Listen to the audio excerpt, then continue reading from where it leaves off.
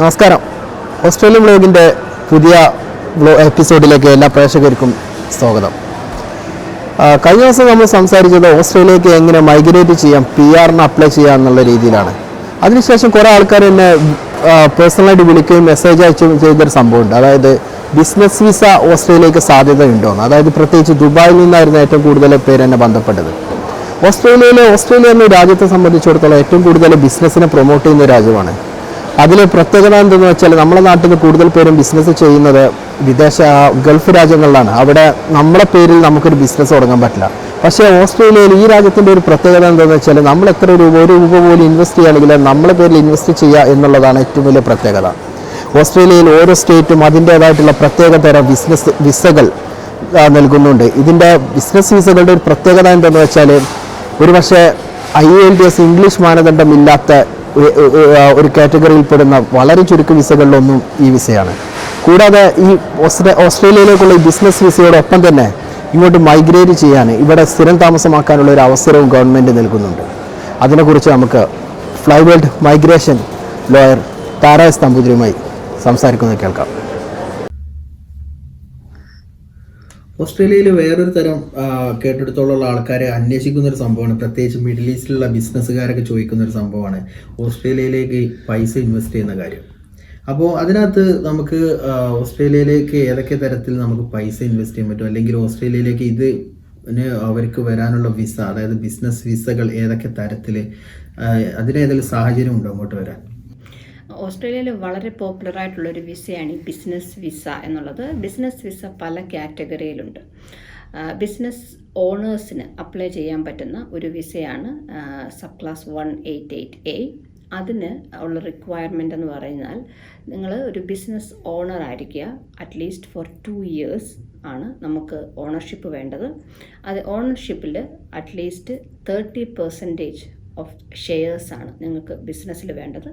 ബിസിനസ്സിൻ്റെ turnover, അതായത് total sales annual turnover should be at least $500,000 Australian dollars for 2 years, at least for 2 years within last 4 years.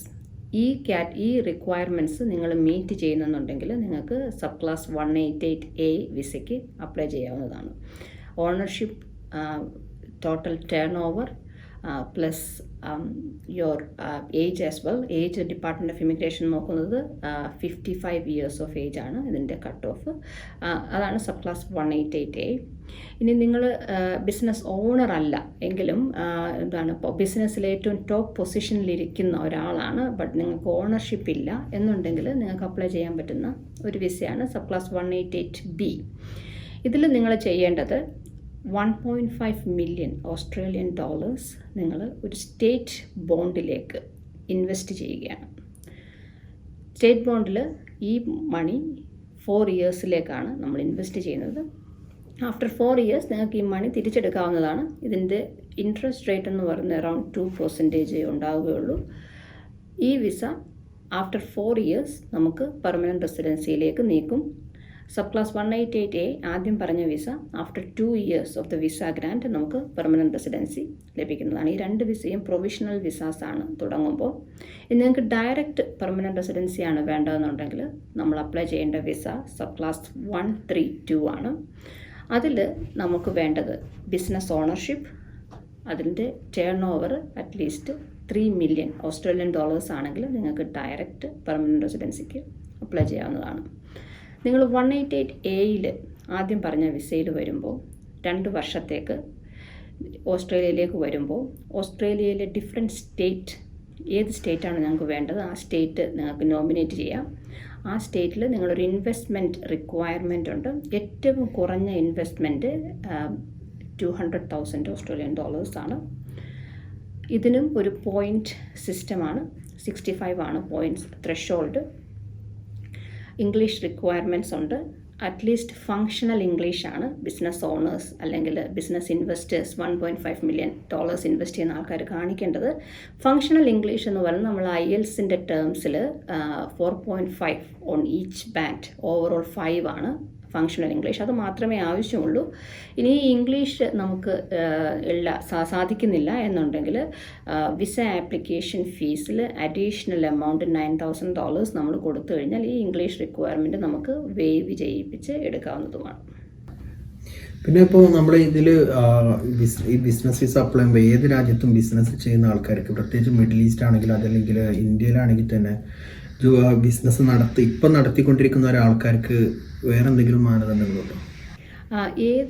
ലോകത്തിൻ്റെ ഏത് ഭാഗത്ത് ആണ് business നടത്തുന്നതെങ്കിലും നിങ്ങൾ എലിജിബിളാണ്.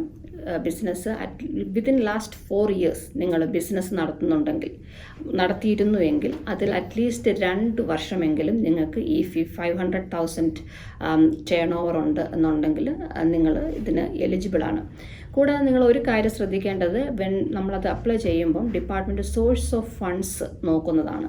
അതായത് നിങ്ങൾ ടാക്സ് പേ ചെയ്യേണ്ട രാജ്യത്തു നിന്നാണെങ്കിൽ നിങ്ങൾ ടാക്സ് പേ ചെയ്തിട്ടുണ്ടോ, നിങ്ങളുടെ റെക്കോർഡ്സ് എല്ലാം കറക്റ്റാണോ, നിങ്ങൾക്ക് എവിടെ നിന്നാണ് ഈ മണി കിട്ടിയിരിക്കുന്നത് എന്നുള്ളതും ഡിപ്പാർട്ട്മെൻറ്റ് ഓഫ് ഇമിഗ്രേഷൻ നോക്കുന്നതാണ്.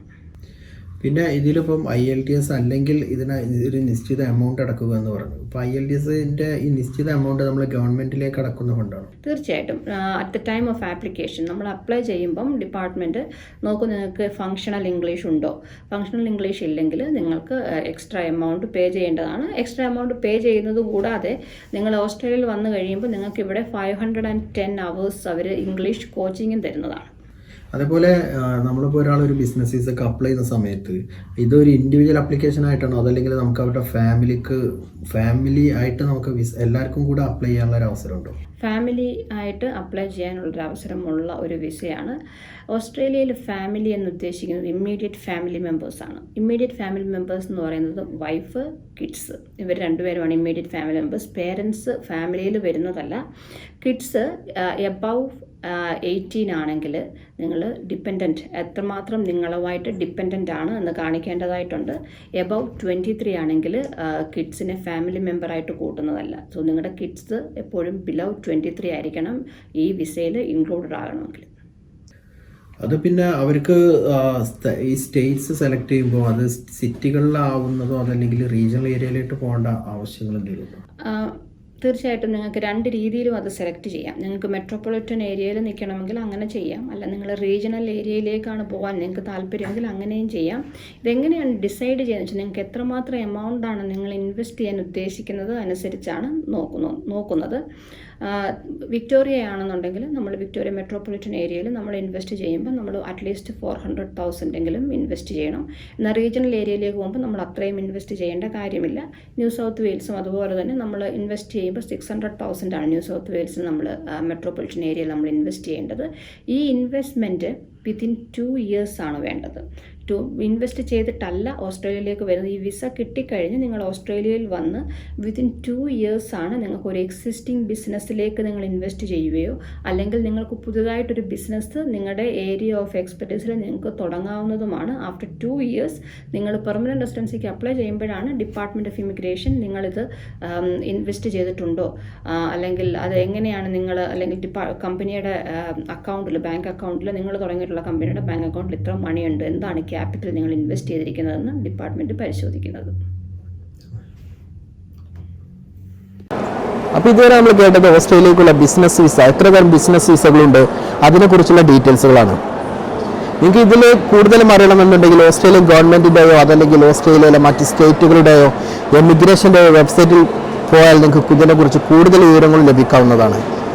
ഏതായാലും അടുത്തൊരു വിസയുടെ ഡീറ്റെയിൽസുമായി വരുന്നവരെ എല്ലാവർക്കും നന്ദി, നമസ്കാരം.